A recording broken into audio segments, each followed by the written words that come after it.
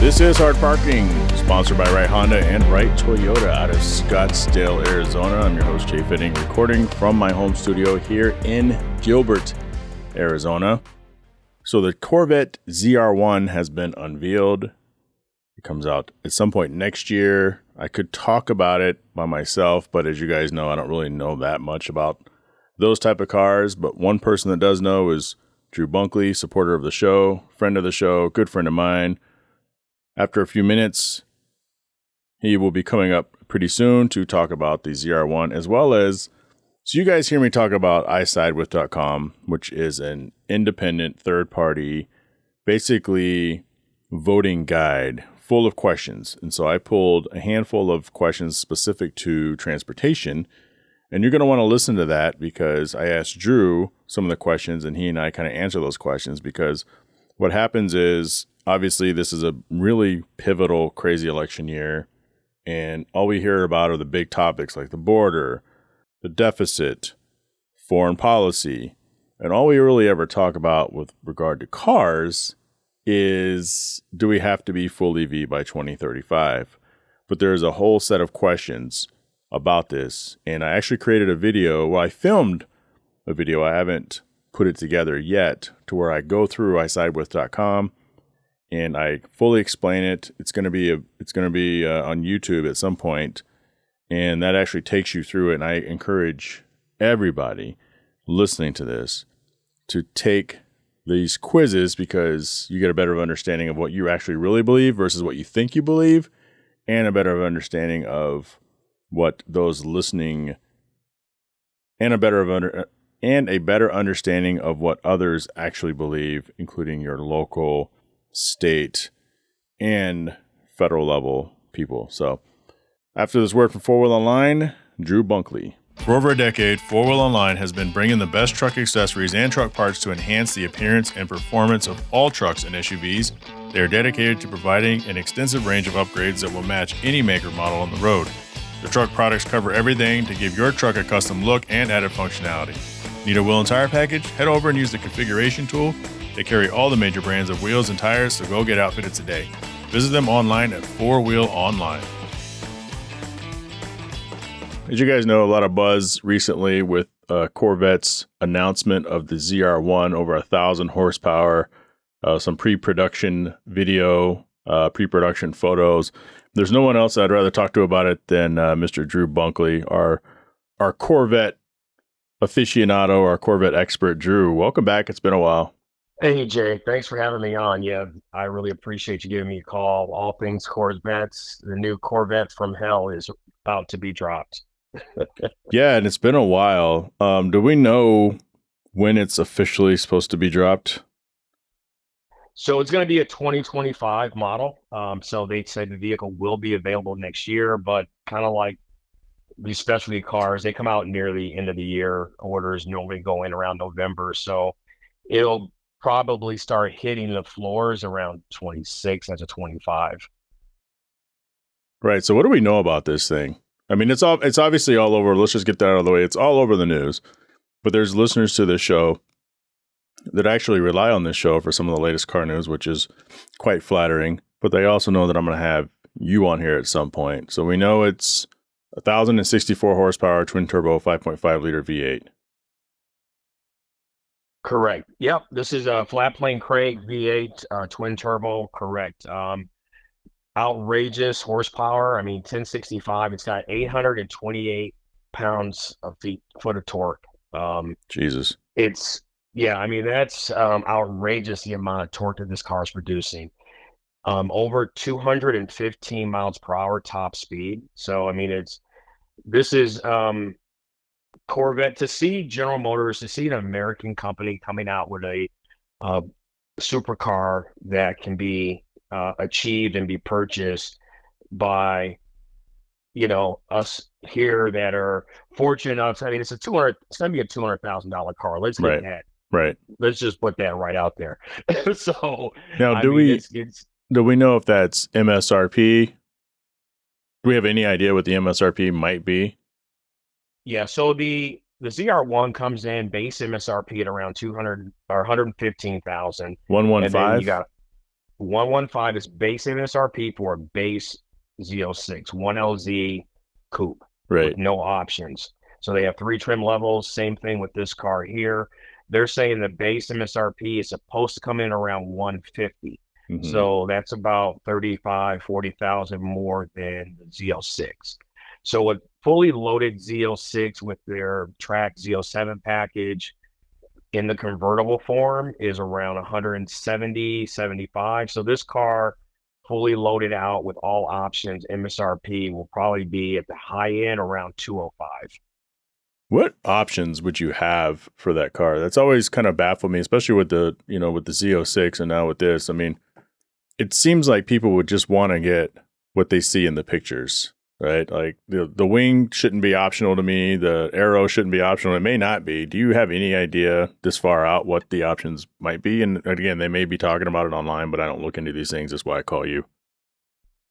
Yeah, I appreciate it. Yeah, so like the Z06, it has a Z07 package with the big wing, the large ground effects.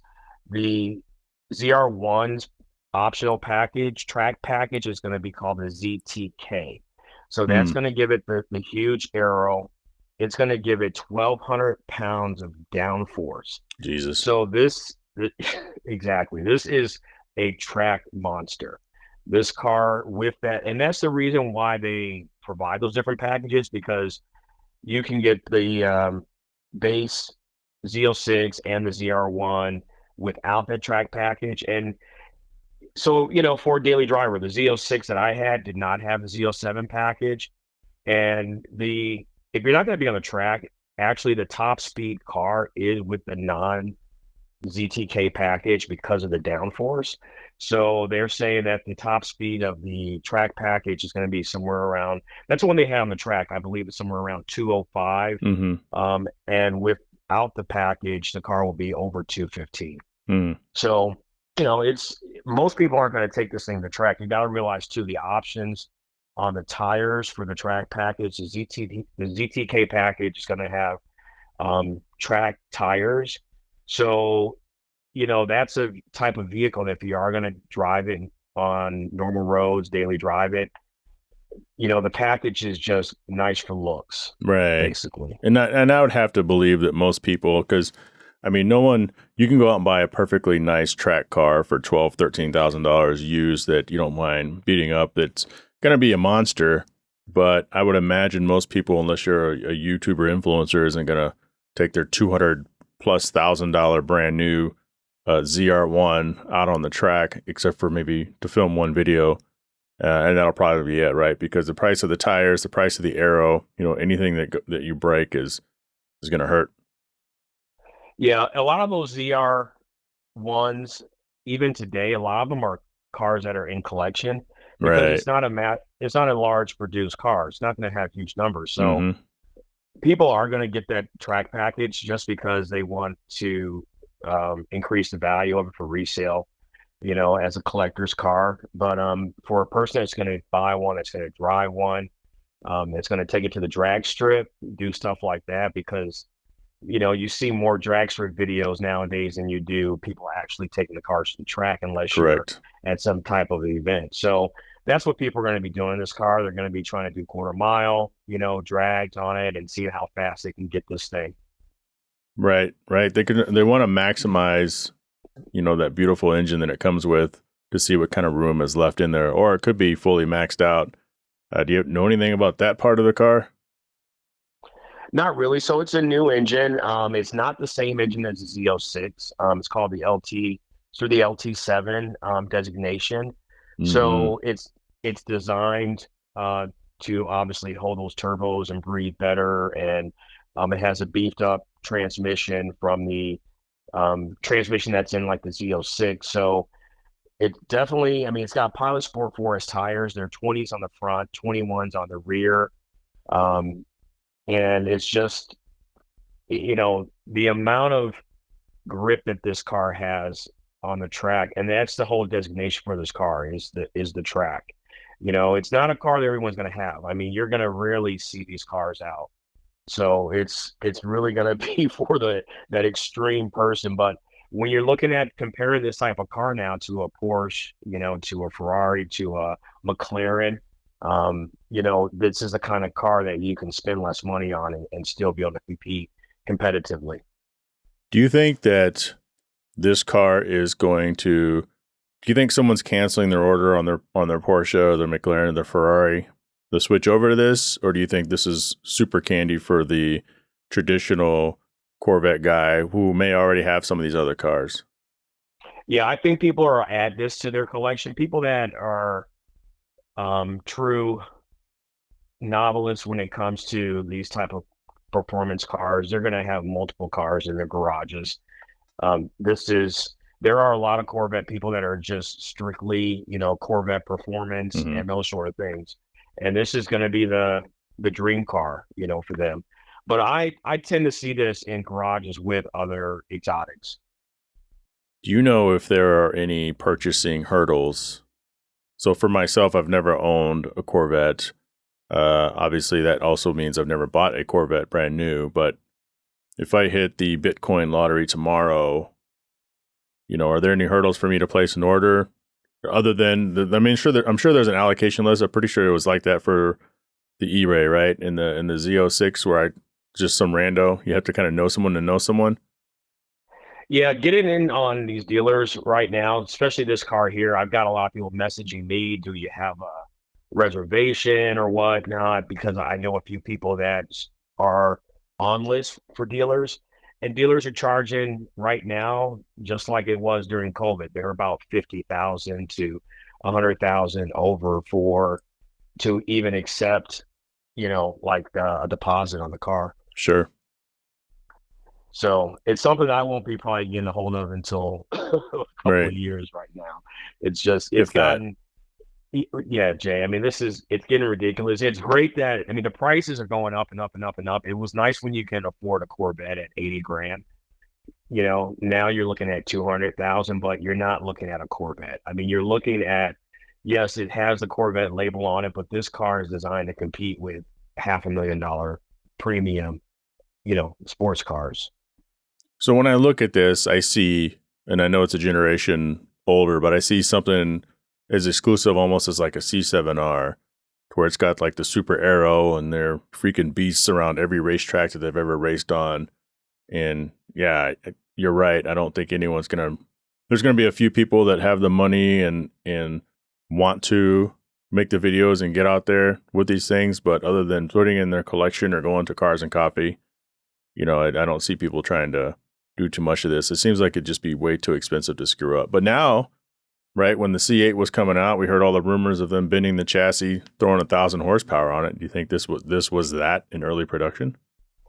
It was, yeah. So GM's got a video out on the Chevy website. They're basically talking about these cars were part of the design from the beginning. So yeah, they knew they've had everything, the blueprint for this. And if you even look back at like the C7s, they had the Stingray, they had the Z06, they had The Touring one. yeah, they also had the Grand Touring for the C6 model. So they've always had some 3 to 4 different type of flavors of the Corvette.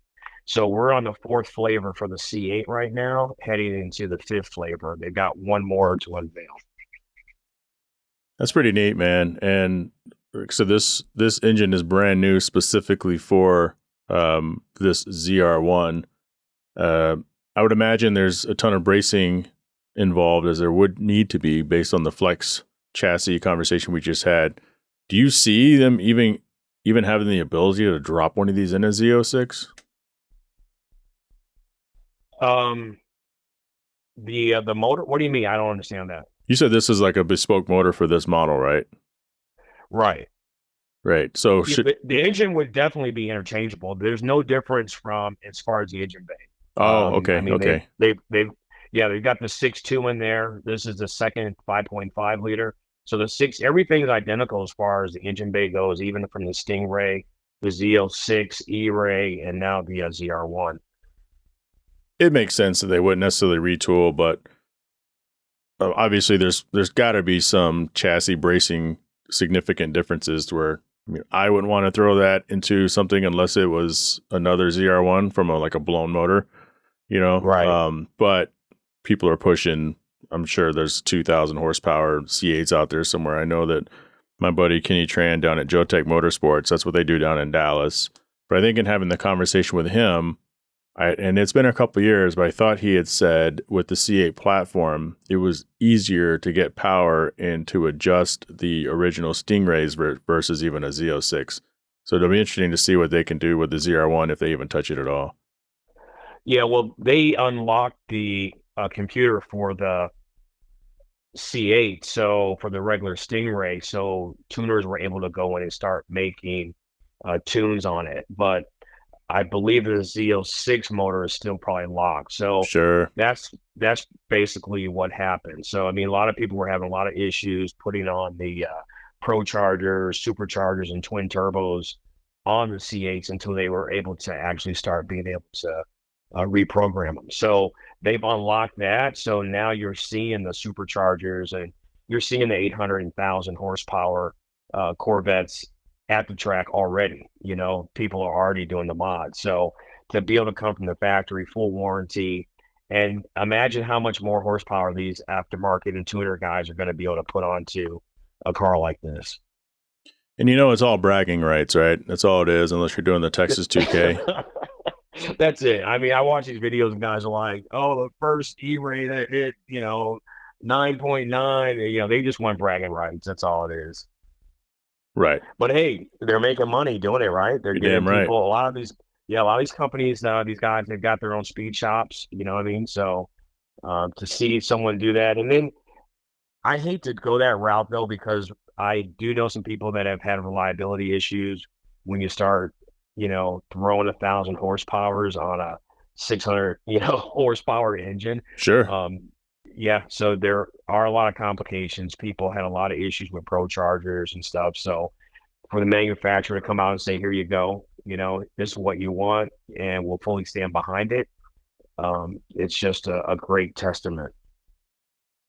Well, good deal, man. I appreciate you answering. You're my official Corvette correspondent. But I've been talking about isidewith.com, and I think some people are looking at me and thinking I'm kind of going over into the conspiracy and the deep, the deep end when it comes to politics. And you've supported the show for a long time, and so you already know I'm not too far left, too far right. But the isidewith.com is an excellent tool to kind of gauge what your interests are, what you really believe about all sorts of topics. And I was taking the quiz recently, and I wanted to ask you a few questions specific to transportation, specific to cars, because when these officials, whether that's your local mayor, the governor, the state representatives, when they're running for office, you almost never hear anything about cars. You never hear anything about what their plans are other than we have to be full EV by 2035, which everybody universally scoffs at. But the questions that they ask on these quizzes are real questions that these people that are running for office answer as well. And so I thought I would throw a few of you through. I thought I would throw a couple of these questions at you just to kind of, as another car person, get your thoughts on this, because I think the person that doesn't really care about cars or transportation would kind of whiff through these questions. But for someone like us that drives up and down these roads every day, I thought it'd be interesting to kind of hit you on some of these. And I think I'm going to ask a lot of my guests moving forward a handful of these questions just to see what their response is. So I'm going to go through some of these and kind of pick out the ones that make the most sense for us. Yeah, fire away. Let's check them out. I'm interested to see what kind of questions that these guys have to, how they put our laws together. Yeah. Here's one. Should the government provide incentives for carpooling and the use of shared transportation services? And I will explain what this is. Incentives for carpooling and shared transportation encourage people to share rides, reducing the number of vehicles on the road and lowering emissions. Proponents argue that it reduces traffic congestion, lower emissions, and promotes community interactions. Opponents argue that it may not significantly impact traffic, could be costly, and for some people prefer the convenience of personal vehicles. One thing I will say about this is I'm reading the question, and I can read it again when I'm done sidebarring. is, and I don't know if they're still doing this, but I know in DC, because I have a buddy who lives just outside of DC, there were, or there still are, places for carpooling. And it's basically pick up a stranger if they're going the same way you're going and drop the stranger off at these carpooling things. And it's a mind-blowing concept. And it sounds like it's safe. I mean, now people would probably rather just take an Uber, but because the traffic is so bad in DC, they encourage these pick up a stranger carpooling stations. Sounds pretty nutty, right? That does sound nutty, but yeah, I don't think I would just pick up anybody just because they needed a ride for some type of carpooling. But I do think that I would agree with that. I do think that they should have some type of incentives um, for carpooling. Traffic is bad. I mean, it's very heavy. I commute in the mornings. I commute in the afternoons. I'm fortunate enough to have an EV, so I do get it HOV credit having the EV, but I had to pay for the tag. Right. I purchased my right to be able to use that lane, so because they were at one point, they were giving you a credit for buying the EV. Your plates were only like $20. Right. But when I got my Tesla, that that credit had expired. So I literally paid like almost $1,000 for my license plates when, a year ago I could have paid $40. So they may be here nor there because I know other vehicles, the plates are the exact same price, but low emissions, helping with the cut down on traffic. I think that's important, and whatever we can do to help that, if we can incentivize it for whatever it may be. I hate it when I see large trucks in the HOV lanes. I'm like, dude, this lane should be for commuters. But so that's my input on that one. I swear I've been in cities, maybe countries, but cities where trucks have to be on the center or outer lane to where they can easily exit if need be. But trucks on the very inside, I think, is either prohibited or, I agree with you, probably shouldn't be there. I don't care how far you're going. But I mean, there's a lot of nuance in that stance as well. Here's one. Should the government subsidize ride-sharing services for low-income individuals? The explanation: ride-sharing services like Uber and Lyft provide transportation options that can be subsidized and make them more affordable for low-income individuals. Proponents argue that it increases mobility for low-income individuals, reduces reliance on personal vehicles, and can reduce traffic congestion. Opponents argue that it is a misuse of public funds that may benefit ride-sharing companies more than individuals and could discourage public transportation use. My answer to this is no, based on what I just read. So should the government give more money to Lyft and Uber so that, to me, this kind of goes against, I think surge rates should be illegal. Honestly, surge rates suck. And if surge rates were illegal, I'm sure a driver can make a lot of money, but I mean, there's drivers that kind of just drive around in circles and wait for those surge rates because they know when they're going to happen. And to me, that sucks. But to subsidize so low income travelers can afford rideshare services. There's the bus. I know that sounds shitty to say. There's a rail system and there's the bus. I don't think they should be able to, because those, Uber, Lyft, they're huge profit companies. They're getting less money now to their drivers too. So we're basically just increasing the profits of these, companies that are out there. And I believe, just like you said, you've got transportation that's always been available, bus, rail, whatever the case might be. And there's also companies that get paid, I believe, by like Medicaid and Medicare to help pick up people that need to go to medical appointments. So I think the money should go to those type of companies rather than to give to like Lyft or Uber. Yeah, that's a great, I didn't think about that second part, but you're right. And I'll tell you, when we were in Europe, we took Ubers almost everywhere. We had a car for the last half of the trip because we had to drive to another city that was 2 hours away. But our average Uber trip was maybe $12 on average to go from one part of Barcelona to the other. And we were getting picked up in Mercedes and BMWs, and these guys and these gals were dressing nice and they were opening the door. Obviously, we didn't expect that because we're Americans. but it wasn't costing us anything. So there's some wiggle room in there. You know, my Yeah. little rant about the surge rates and how much it costs anyway. I think from here to Sky Harbor, from Gilbert, Arizona to Sky Harbor and Phoenix on a non-surge rate day might be $34, $35, but it could cost not the extreme, but I think when we've complained, it's been $65, $75. Yeah, when I had my rental company, I used to do drop-offs at the airport, and I'm in Goodyear. So it would cost me like if I had to go early mornings, 40, $45. If it was just a regular, off-peak time, $35. So yeah, it's expensive, and it's a 15-minute without traffic. It's a 15, 20-minute top ride from my house to the airport. So they kill you. Last one. Should cities implement congestion pricing to reduce traffic in busy urban areas? That's a weird way to phrase it. When I read that, I think HOV lanes, ride share HOV lanes, toll So what's roads. their sidebar? Congestion pricing is a system where drivers are charged a fee to enter certain high traffic areas during peak times. Toll roads, aiming to reduce traffic congestion and pollution. I don't buy the whole pollution part. Proponents argue that it effectively reduces traffic and emissions while generating revenue for public transportation improvements. Opponents argue that it unfairly targets lower income drivers and may simply shift congestion to other areas. And these are all pretty much yes/no questions. There's no additional stances. Yeah, I wouldn't support that. I mean, I've grown up in a few different places. Here, obviously, Arizona, we don't have toll roads. I grew up in upstate New York.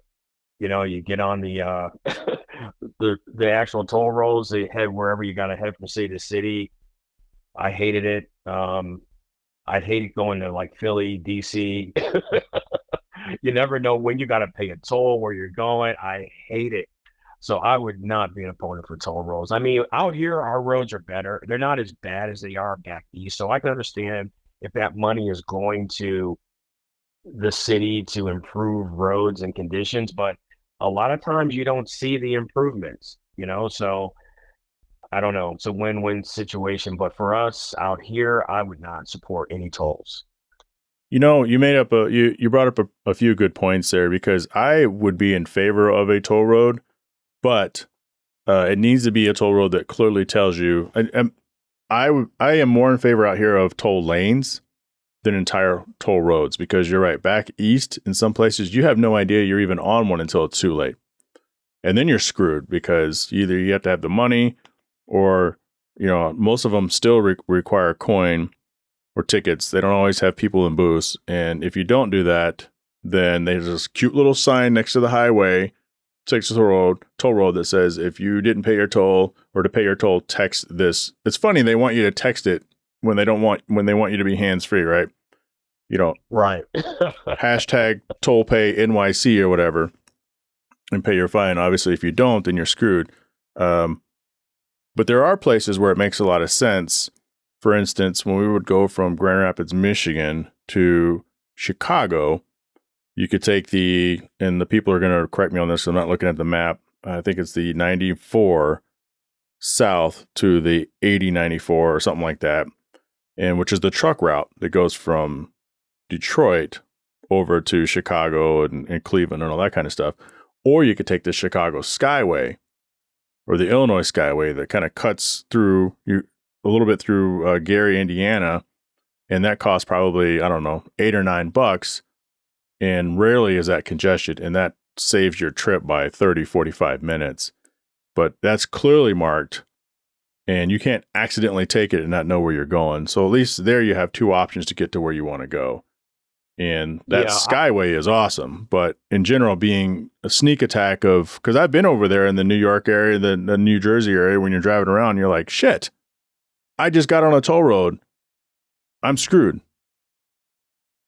Yeah. And some of the benefits for the toll roads is that if you can get on one and it's always moving, there's no stop and go. It's not, you're paying a service because I want to be able to bypass, exactly what's the average person is in. So, it better be able to get me to where I gotta go without having me stuck in traffic.